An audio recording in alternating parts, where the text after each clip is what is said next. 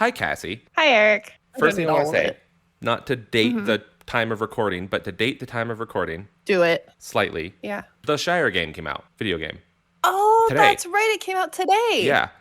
Now, Oh, that's so exciting. based on reviews, it's underwhelming. Mm-hmm. Oh, that's a bummer. I was so excited for Well, it. they said the game's super cozy and super fun and like designing your house and all that's fun. However, they said the world Mm-hmm. is a little lackluster. So there's no voice acting at all, not even like pseudo voice acting. Fine with that. They said there's no like romanceable characters or any of that kind of stuff in the game, which they said doesn't really fit the feel of the game, which I could see, but also I kind of disagree with because hobbits still get married, right? So okay. Mm-hmm. Yep.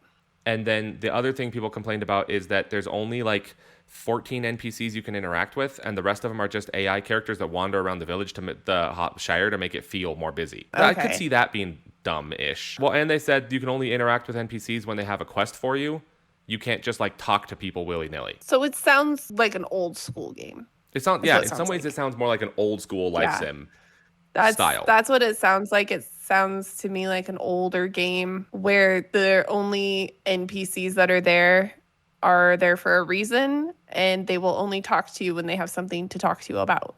Yeah, but I can see how like in the modern world of life sim type games, when you have things like No, I My was Time gonna at say with the Portia or My Time advancement at in Sandrock games. or even like Stardew Valley Yeah. and those kinds of ones, how it feels like the world feels a little empty in some ways when you can't do Yes. all that. I was gonna say because in not even just games like that, but even Breath of the Wild or like Yeah. Tears of the Kingdom, there's characters you can just talk to walking down the road. Well, I mean, And, I would say there's you know, fairly few modern video games that you can't talk to almost any NPC you encounter. yeah, that's what I was thinking. Because even like Animal Crossing, you can talk to the other residents at any point, whether or not they really say anything is different, but you can talk to them. Yeah. And they'll always have like a little quip or whatever.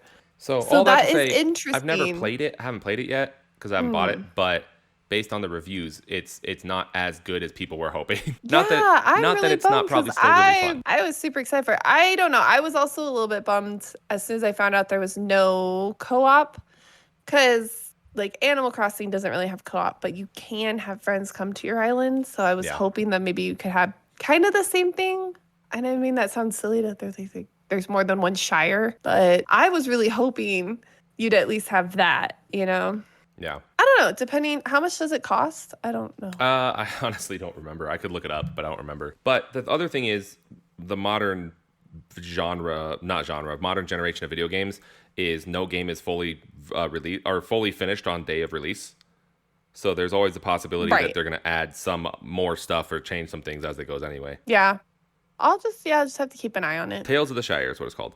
It is Yeah. a $35 game on Steam, at least. I don't know what it would be on like consoles. Oh, okay. But $35. That's not It's not bad at all, really. bad. Yeah. And that's apparently, not like bad. the rest of the game is really fun, like the decorating your house and the fishing and cooking and like all the other stuff. Yeah. All the like And the sort of chill. I'm okay with not talking to the NPCs. That's fine with me. I don't mind. Well, it sounds more like if you're the kind of person that wants to play a life sim because you want to have the perfect little cozy house and do all of your like by yourself stuff, then it's great. It's just if you play life sims for the pseudo social interaction with all the other NPCs, then it's not going to be what you want. Right. At Which, least as I of said, release I'm date, fine with. because it could obviously I'm okay change. with that. Yeah. But yeah, interesting. That was my random like That is spur of the moment interesting. thing that I happened to see. I'm just glad saying you it before. reminded me, because I did forget that was something we were gonna talk about. So you should Or look play. into it. I mean, See what you think. I'm going to. I've been really excited for that game to come out for a long time, actually. Well, and honestly, Tales it could be really fun. Like I said, it depends on what you want out of it. Yeah. Well, I want an NPC lifestyle, so So in other words, you're gonna love it. They don't talk to you. You don't talk to them. I'm gonna love it. Easy. I'm gonna be like, go decorate my own house. Nobody's gonna come by. It's gonna be perfect. Yeah. So actually, for you, it might be perfect. Minus the like multiplayer co-op type thing, which would be really fun. Right now on Switch, it's $31 Nice. on sale right now. So you're gonna buy it as soon as we're done recording, so you can play it. No, Although if you buy it and you play it, let me know if it's fun, and then I can decide if I want it. I will tell you how good it is. I think it'll be fun. It looks really cute. Yeah. So I mean, it looks I'm solid, excited for looks it. fun. It just honestly, I think a lot of those reviews are not necessarily negative things about the game so much as No, it's just more like expectation knowing what you're differences. getting. Yeah. And I get it because there is a level of it's a life sim in this day and age. So they may, if they weren't going to do that, maybe they should have been more clear with Hmm. communicating. It's not that they're not doing that. I had bought this game a while ago, Paleo Pines, and it just looked like a cute little game where you collect dinosaurs and you take care of them. Is that You not know, what it is? it is what it is, but I couldn't keep playing it because it was so hand-holdy. Oh, I think you told me Like, about this. Like every step of the way, they're oh, like it was, stopping you from playing the game to tell you how to play the game. yeah, to tell you how to play. And I mean, I'm fine with a tutorial where they're like, oh, you've just started your little farm. Put something here, right? Yeah. But I mean, I was probably, I don't know, because I had played while I was on a trip. So I was playing like while I'm on the plane kind of thing. So I mean, I played for like maybe a good 2 hours and it was still teaching me the game. And I'm like, it's not that complicated of a game. Yeah. Well, and So, especially since to me, and I don't, this is might be just me, but to me, like life sims fall in somewhat the same category as like a survival kind of game where yeah. part of the fun is just sort of goofing off and figuring it out on your own, right? It's like the trying things, figuring out what things you can make, looking at your crafting recipes and being like, oh, Yes. I can build whatever this is, so I can, or I can buy this equipment so I can get like become friends with this person. Like Yeah. it kind of falls into the same kind of like I'd rather just figure it out on my own kind of thing. I don't mind a tutorial. It's fine. I'm not against it, but I just don't think the tutorial should last that long. Be Yeah, pretty for quick. Like, sure. try this, because I kind of feel like my time at Porsche was that way, where, it showed you how to use machinery like at first, or how to collect things at first. And then they're like, okay, well, you have the general idea, so figure it out. Yeah, for sure. Once they taught you how to do stuff, they taught you the basics and they're like, you got this. You don't need us anymore. Well, I I think don't know. I mean, I get so there's the problem is you run into two sides, right? Because you do have to somewhat market towards someone who's never played a video game before in their life, right? So you want to be able to make sure it's Yes. accessible still.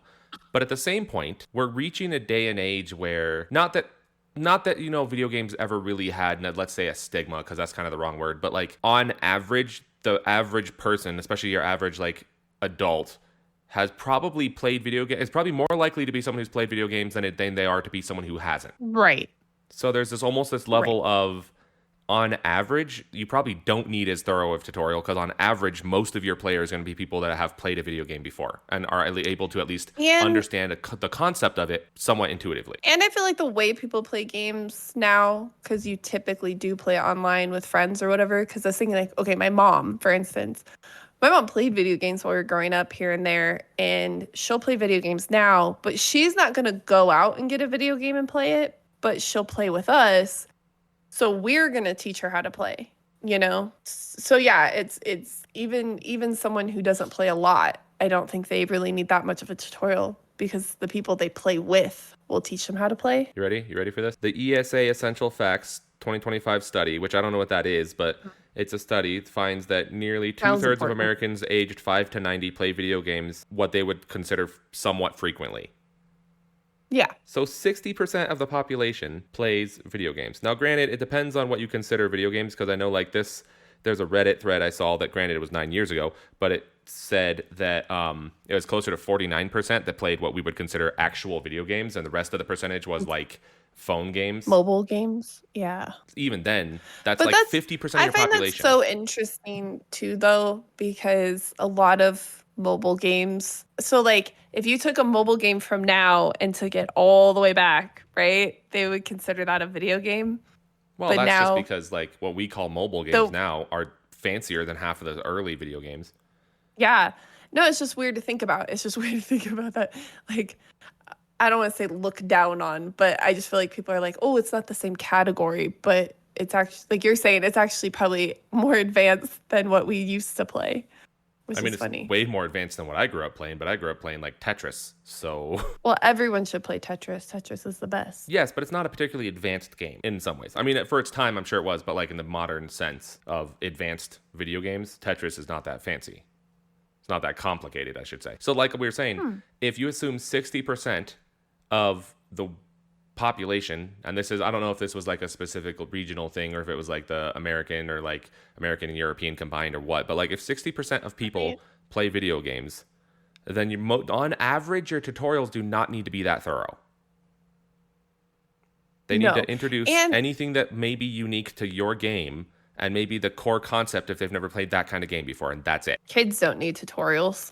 They figure it out so fast. Well, I mean, that's always been the difference I say between someone who is tech savvy and someone who is not tech savvy is not whether or not you know how something works, it's whether or not you know how to figure out how something works. There's so many things that it's like oh, can you fix this for me? Or, oh, can you do this for me? That like people will ask you that aren't as tech savvy. And it's always like the way you fix it, it's not I know how to fix it. It's I know how to press a lot of buttons until it solves the problem. I guess that's true, right? Or it's just not getting irritated when you don't know how it works. Or even having a general idea of knowing where something like that would be located. So hypothetically, it's like, oh, this X isn't working. It's like, well, that's probably a settings thing. So then you go into settings and you know roughly probably where they would put it, and you can sort of like figure it out or go through settings one by one until you find it. I'm gonna level with you. The most annoying thing is when you're trying to figure something out for yourself. Because you're like, oh, I want to know in the future, right? I'm just gonna go through stuff until I figure it out. And then you have someone who is tech savvy, and then they're like, what are you doing? Why are you going there? Don't go in there. That's not the tab you need. You're just like, let me figure it out. Yeah. Well, that's like, because I've played video games before with people that there's sort of it's something that happens with people that play video games more versus people that play it less, is like the jump into a video game, especially one that's brand new, first time you're ever playing, but saying you're playing like cooperatively, right? Where one person, the people that play games more, can do this thing where it's sort of you just figure out what you're doing. You already know what to do because you're like, I've played this kind of game before. I have an idea what to do. Yeah.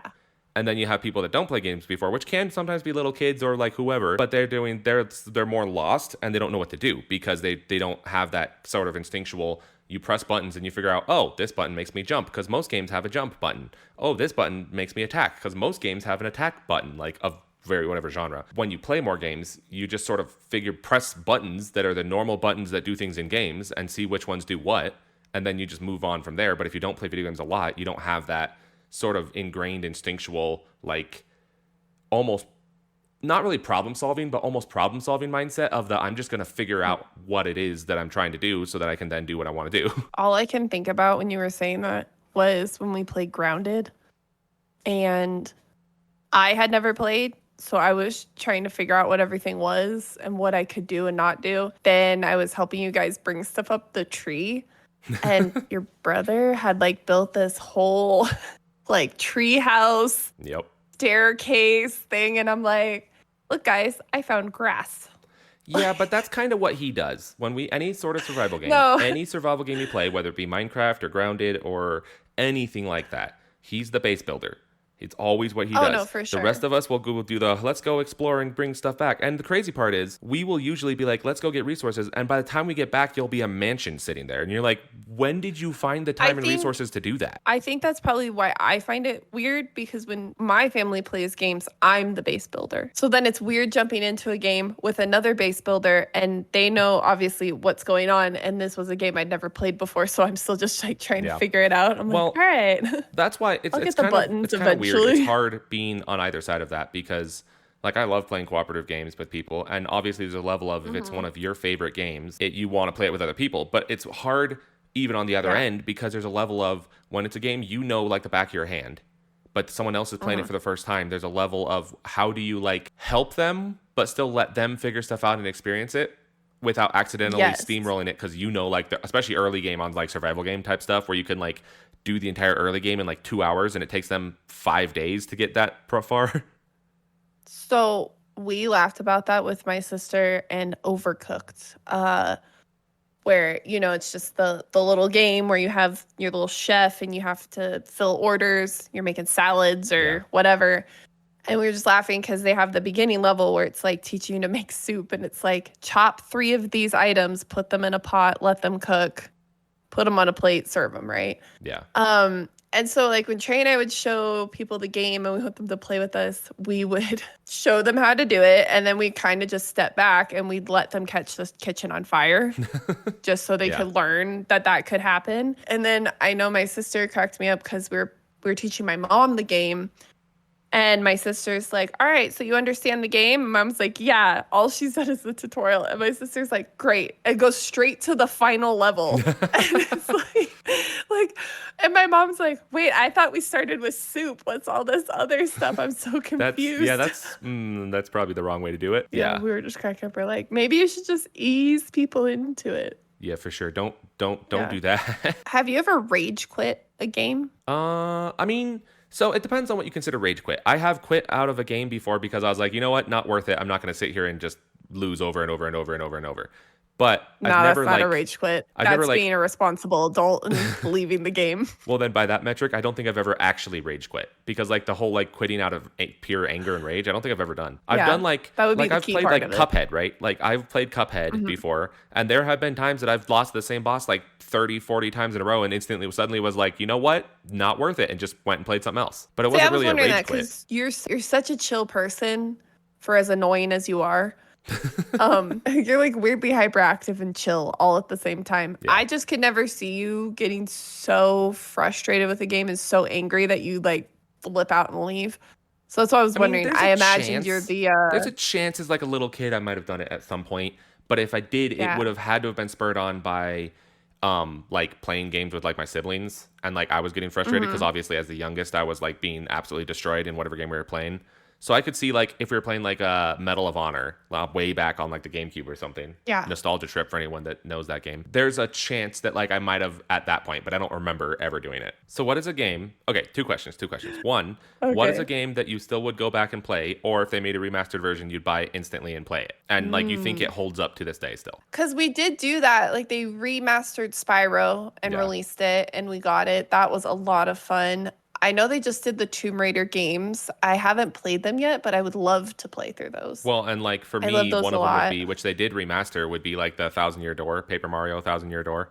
Oh, yeah. I forgot they did that one. I mean, I bought it the day it came out, basically, because I love that game. And even the original, honestly, is still a great game. And all they did is remaster the graphics and put it on the Switch. Yoshi's Island. It's not like they need to update a lot to it, but I think that would be fun. Yeah, we played. I mean, the only video game console we had early on was the GameCube. So I mean, we had Smash, but it was specifically Brawl. I think not Brawl, Melee. I think Melee was the one on the GameCube, which was fantastic. We played a lot of Paperboy. That was what we played a lot of. I've never even heard of Paperboy. I think I told you, but about my mom, like one time I was playing Paperboy, and I don't know, I was maybe like 7 or something. I'm like pedaling the little bike, you know, you're trying to avoid like tornadoes and skateboards and stuff like that. And I fell on the gutter and died. And I said he committed suicide. Oh yeah, and my mom thought I was she thought I was so witty, and then she realized I just had a speech impediment. That's just how I said it. But wow, we played a lot of Paperboy. I want to get Paperboy just so you can try it, which we still need to do in person Paperboy. I know somebody. I think that would be a lot of fun. I need to ask them actually, but I know somebody that delivered a paper route. I met somebody just the other day that did. Like they did as a child, or like they as still a kid, do? They did the paper route. Now they said it was not worth it at all. Because I don't remember, they said the numbers they were saying were completely arbitrary. They didn't remember the exact numbers, but it was something like they did it once a week. They delivered like 50 papers to like the people the 50 houses or whatever. They paid like 5 cents a paper, and they only made like $1 a paper. So like in total, when all was told, they were making like maybe $10 like once a month or something. Yeah. It was like he said it was like really, really, really bad. He's like, it was not worth doing. I wonder how long he did it for. Because depending on how long he did it for, it tells me how much he actually thought it was worth doing. That is true. If he's like, I did it for one summer, yeah, maybe it wasn't worth doing. Then I find out he did it for 5 years, like all the way through high school. Then I'm like, well, yeah, no idea. You must have thought it was worth it. I've never heard of Paperboy. Yeah, we played. Yeah, you should play it. Smash. We played Medal of Honor. As a family, we played Mario Party a lot, but that was like with the family as a whole versus just like the 3 youngest of us. But played Double Dash, Mario Kart Double Dash. We played that so much. So much Double Dash. Yeah. So sort of a similar question. Yeah. This was the part 2 of that question, the original Oh, question. yeah. What is a childhood video game memory, regardless of if the game was good, is like a very distinctive memory from playing video games as a kid that's like was funny or stood out or something. Not necessarily what you played, Yeah. but I was thinking like specific Yeah. story or moment or something. I have 2 specifically that come to mind anytime I think Okay. about it. There's one that we had this old on the GameCube. We had this old well, it's all old, but we had this NASCAR game, and it was like a licensed NASCAR game, and it was fine as a racing game. There are better racing games. There were even at the time better racing games, but Yeah. the funniest thing about it was that the announcer, or technically, don't think it was an announcer. I think it was like your crew chief. Technically, was the voice that you were hearing, was hilarious. And the best part was if you're doing traditional NASCAR, so like because it had like you could race like the Derby trucks and like all kinds of other stuff as well. But if you're doing traditional NASCAR, so like the oval, right? What we would do intentionally is you would turn around right out the gate and drive backwards and try to cause the largest pileup you possibly can. Now, the funny part is, while you were doing this, there is a voice line that the radio chief would say, crew chief would say, while you're driving, and he would just come over the radio and be like, hey, I don't know if you've noticed this yet, but you're going the wrong way. And it just, as kids, we died laughing every time. We thought it was so funny. I don't remember anything like that, but I do remember my sister and I playing Spyro. You're in like the frozen area, and we were running around, and you run into this like duck character, and he starts talking to you. And I remember at the time, and my sister thought it was so funny because he had this really deep, almost like Antonio Banderas voice. Yeah. And we're just like, what is with this duck? And we thought it was so funny because every other character had like normal little cartoony voices. Mm-hmm. And I was so sad because when they did the remaster of Spyro, me and her just kept being like, we're going to find the sexy duck. We're going to find him. We're going to find him Was again. he not in the game? And we looked everywhere, and I think I found him, but I think they changed his voice That's tragic. to match. That's probably the other because it was characters. So different. Wow. You should petition Yeah, so I them. want to get Spyro on the PlayStation and see if I can find it on the original game and see if it's just some weird thing we made up. I don't know. But It was like a mass hysteria moment. It never actually happened. yeah. I do know after playing a lot of Double Dash with Trey, we would constantly walk by each other going, hi, I'm Daisy. Because every time you pass Daisy in that game, that's what she says. Well, that's like It's so that's annoying. like Peach in Mario Party. I want to say it's like 6 or 7. Every time you won a mini game, because you know how a lot of characters make their noises and stuff. Peach did this like high pitched like, oh, did I win kind of thing, and we make fun of that so much. We'd constantly be doing the oh, did I win thing. Yeah. That's like so there was this one time my brother-in-law was over, and we were up late, we're playing games, and it was a Mario Party type game. I don't remember what it was, but we're all like sitting there playing, and it's getting kind of late, and then Trey just all of a sudden is like, oh man, I'm feeling kind of lightheaded. And we're like, oh no, what's going on? Are you okay? And he's like, yeah, it must be from winning, being on top the whole time. It's rough being the best. Wow. And we're just like, okay, we're done playing. Like, Just out of nowhere was like the narcissism showed up. I mean, he was winning, but yeah, it was so funny. Nice.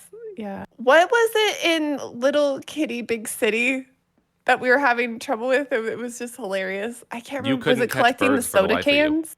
Oh, that's what it was. I couldn't catch a bird. And then I sent you the video because you didn't believe me that I couldn't get this bird. And I sent you this video about my camera like suddenly had a life of its own. Yeah, but didn't you also end up flying into space at one point, like the camera did or something? Yeah, so I went. So like, I mean, it's pretty self-explanatory game. You're a little kitty in a big city, and you're supposed to pounce on a bird. It's one of those games with like just the random tasks to accomplish. Yeah. Yes. So you're supposed to just, I don't know, whatever it was, pounce on 5 birds or something. And you did it so quickly, and I kept it was telling you, easy. I was like, I don't know. I was like, I don't know what's going on. Every time I do it, like my camera flips out, and so I screenshot it and I sent it to you, and it's like. My cat jumps, and then he goes in like slow motion, and the bird flies away.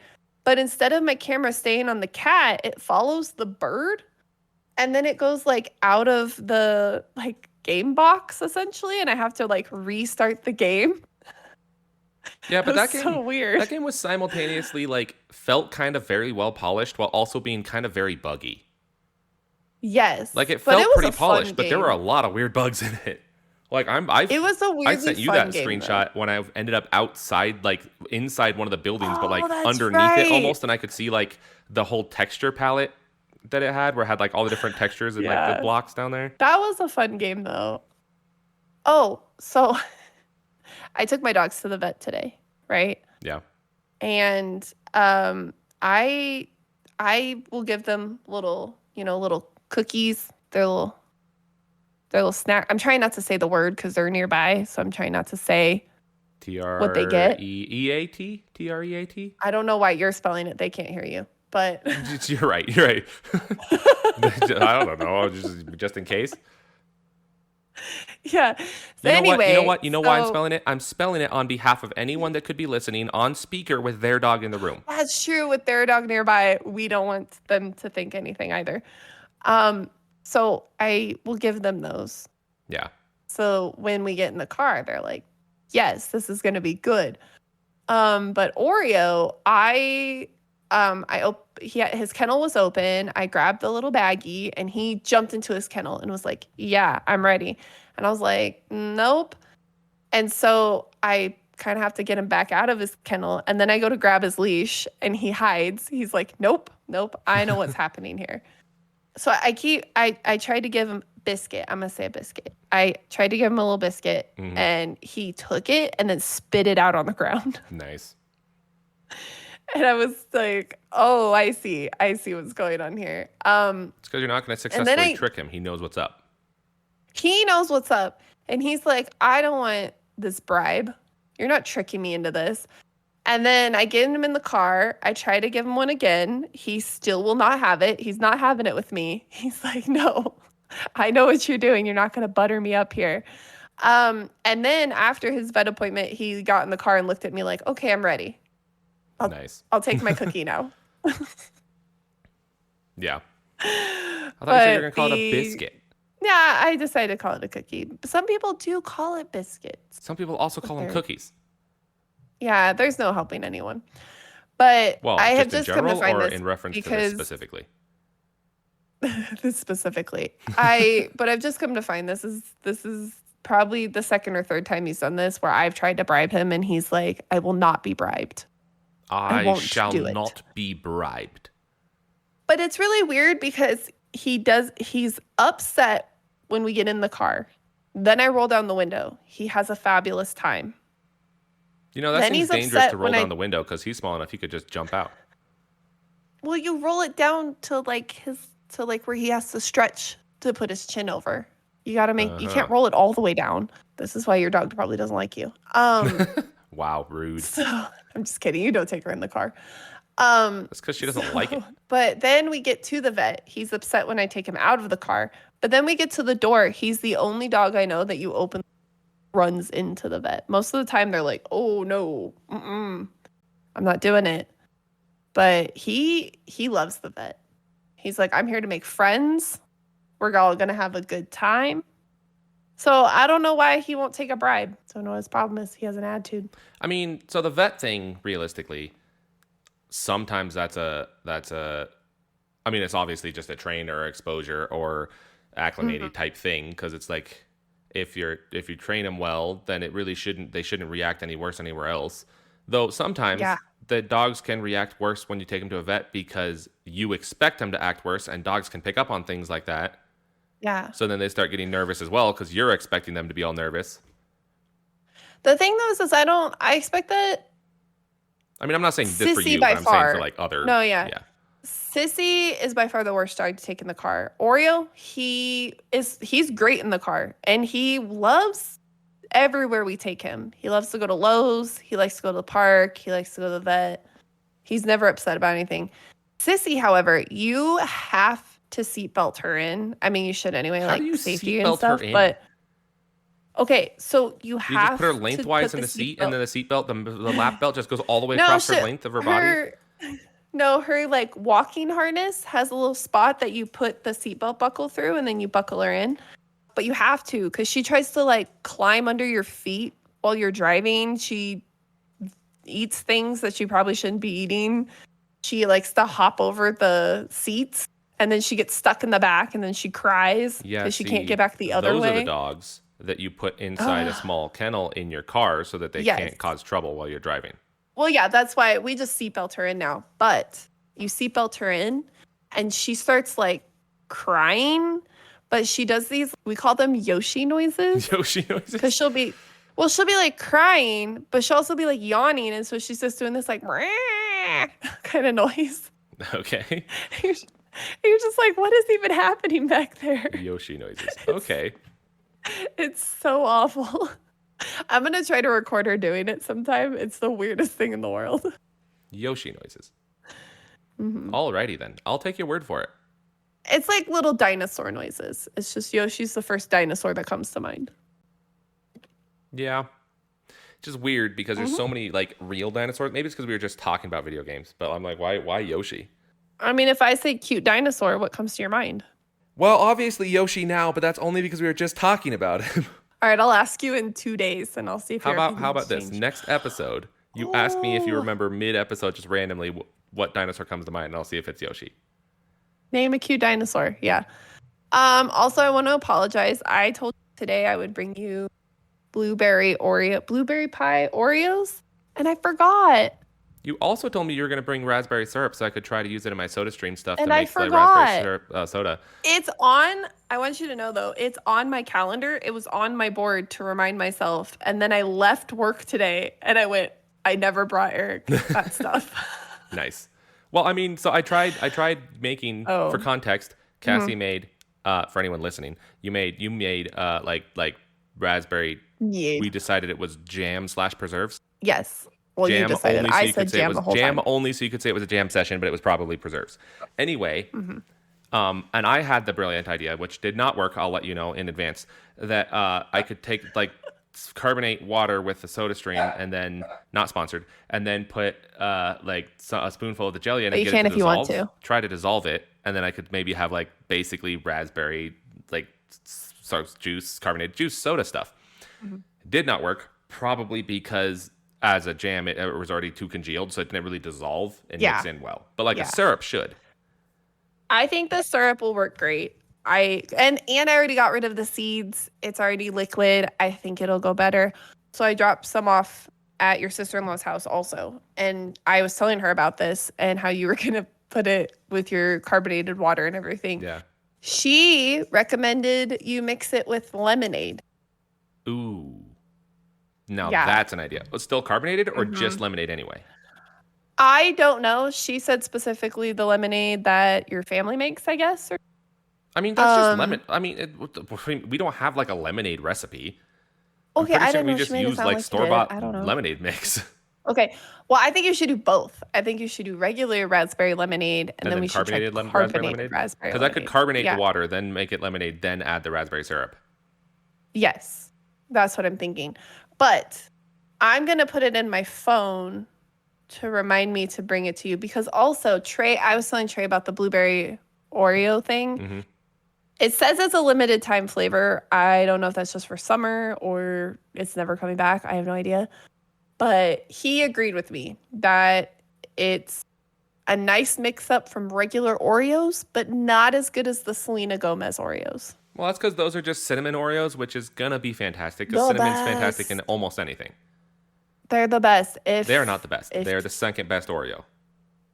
To what? To the absolute best Oreos that have ever been made, bar none. This is a hot take, but it's a dead serious, 100% accurate. No one can refute this claim. Best Oreos that have ever been made were the limited Christmas release that they did 2 years in a row, at least here. And they were the peppermint bark ones that had actual peppermint like candy cane bits in the cream. They were by far, with no exception, the best Oreos they've ever made. You're a fool. It's the Selena Gomez Oreos. And I like peppermint. I'm just telling you, I know what I can get, and I can go to the store and I can get the Selena Gomez Oreos and I can eat the whole container and feel fine about it. Yeah, I could have done the same thing. I could, and I'm pretty certain I did do the same thing with the peppermint bark ones. Explains so much about you. I honestly should have. I kind of wish I had bought like 30 of them and just kept them. That's how I feel. Okay. And my problem is I feel like that about the Selena Gomez Oreos. But you know what would happen? I'd just eat 30 of them. You'd be like, you'd buy There 30 would of be them, and none a left. week later, you'd be like, this, I feel terrible. I feel so sick. Probably not even a week later. Those are so good. That's crazy. Wait a minute. Hold up. Are Oreos vegan? Yeah. Not all Oreos. You do have to check. You do have to check them. But yes, Oreos are vegan. So that's actually why Oreos were made. So the cream in the center is not cream? It's not cream. That's why it's spelt that way. The CREME. What? Because it's not cream. I thought CREME was just the French like creme. It's creme. No. No, but that's actually why Oreos, why Oreos were invented, was for, oh, crud, what is it? My brain is thinking Passover. I don't think that's Lent? it. Lent. Yes. Thank you. Really? Yes. As Because far as they I were- understand, that's why they were invented, so that they could have something that didn't Have have you dairy and fact-checked this? stuff in it. I mean, a long time ago. I didn't like look at it right now. Listen. Why was Oreos invented? Why was? Not why were? Why? Though it was the people also ask. So I can't really help. They be saying. Did you know Oreos were a knockoff? No. Hold on. Okay. Business Insider's article. Oreo cookie went from an unknown knockoff to the world's most popular cookie as a result of a sibling rivalry between baker brothers. Jacob and Joseph Luce ran competing bakery companies at the turn of the 20th century. Jacob's company first invented the Hydrox cookie. Okay. The Oreo cookie was a copycat. What? Did you know Nabisco was started as the National Biscuit Company? I didn't know that. Hence Nabisco. It's just the parts of the... Yeah. Okay, so... I didn't know the Oreo cereal was vegan. I just kind of assumed it wasn't, but apparently it is. Traditionally cereals are eaten with milk, so that kind of causes issues. Yeah, you just use plant milk. Also, everyone knows you just eat cereal dry as a snack. Oh, candy cane Oreos are vegan. Except they don't exist anymore, I don't think. So based on The this article I'm fudge-dipped reading... ones and Cakesters are not vegan. Based on the article I'm reading right now, one of the reasons why Hydrox cookies started falling off was because the Hydrox name started to sound more and more like the cleaning products that were coming out around that time. Oh, yeah. And so Nabisco doubled down on the Oreos marketing and relaunched it at a higher price point, which made it more expensive than Hydrox, which also made it seem more premium so people would buy it because they didn't like it when it was cheaper. What a weird turn of events. Because now I look at Oreos and I'm like, ooh, I wish those were cheaper. Yeah, but it was one of those things where like the cheap one was like the generic one that nobody wanted. So this is when they made it more expensive. Apparently it did better. That makes sense. And then there was some other stuff luxurious in there, it looked like. But I didn't see anything about Lent. So I think that was either like a folk's tale or you made it up. Maybe it was the other company around Lent because of that. Yeah, maybe that was it too. I just remember seeing something about that because they're saying because it doesn't have dairy in it. So that's crazy. That's crazy how it can be a creme cookie without a... I just love the amount of Oreos we've talked about, and that's the first time you've ever asked me about that. Well, that's because I never Oreo crossed my flavors mind rank that it's a worst to chocolate best. cream cookie, and I'm like, wait a minute. Cream. What do you think this random website ranks the worst Oreo cookie? It's a really obscure flavor that's probably nasty. It is. It is nasty. Just by the picture, I can't even look at this picture anymore. Candy corn Oreo, and there's bites taken out of the cookie, and it looks like smushed candy corn in between it's gross. And I don't like candy corn. I know that's a thing. Some people love candy corn, but no. Mm-mm. That's yikes. Are you okay? I just saw, when, where, and how? When are these releasing? I just saw an article because I'm looking at Oreo. I was trying to find the same one you were because I was curious about the information. I just saw an article that says chocolate-covered pretzel Oreos are coming. Sounds fantastic. That sounds delicious. Where though? Where though? I don't care about any of this. I just want to know when. What? They've already been a thing and might already be gone. What? How did what? They didn't give us time to love them yet. Well, that article was a while ago, so but still, that sounds fantastic. Pretzel flavored cookies topped with chocolate flavored cream. That sounds fantastic. That sounds so good. I'm gonna have to look into this more. Yeah, I think so love too. like chocolate covered pretzels. One of my all-time favorite things. All-time favorite thing. That's what I was telling you. So Cold Stone, wildly too expensive for what it is, but chocolate ice cream with pretzels and peanut butter. Yeah. Mm. And when they had I think for a little while they had the Reese's peanut butter like syrup instead. That was really good. Yeah, for sure. No, what you do, Yeah. because my brother figured this out. He had this idea to take he literally took a bag of pretzels and dumped in a bunch of chocolate chips and brought it to work as a snack. And it's hot enough out in the summer that I don't know if he told you this about that. I don't know if he told you about No. this, but apparently, All I'm thinking is that's so messy. yeah, I don't know. I don't remember how he made it less messy, but he said it 100% worked. That like by the time he went to eat it, it was like basically a bag full of chocolate covered pretzels. And I'm like, how did you not have that be a disaster though? Yeah, I don't know. Well, I'm excited because Trey and I's anniversary is on Saturday, and we always do fondue for our anniversary. Is this But your we do, like, vegan month or year or non-vegan year? it's the non-vegan year, unless we do it at home. If we stay home this year, then I'll make 2 different And would batches. the only reason you'd stay home this year just because you just got a car? Yeah. So, got to pay for that now, Yeah. unfortunately. Which I will say, I love that car. It's so nice. Yeah. Well, that's because, I It's mean, really it's the great. same thing I have, just newer, and it is a really nice car. Yeah. Yeah. It's pretty great. But no, I'm really excited to do the chocolate fondue with pretzels. Chocolate really good. Isn't fondue cheese? I mean, it is. Fondue is cheese, but then they have chocolate where it's just melted chocolate. That's not fondue in at the that point. fondue That's pot. just chocolate. Oh my gosh. It's melted chocolate.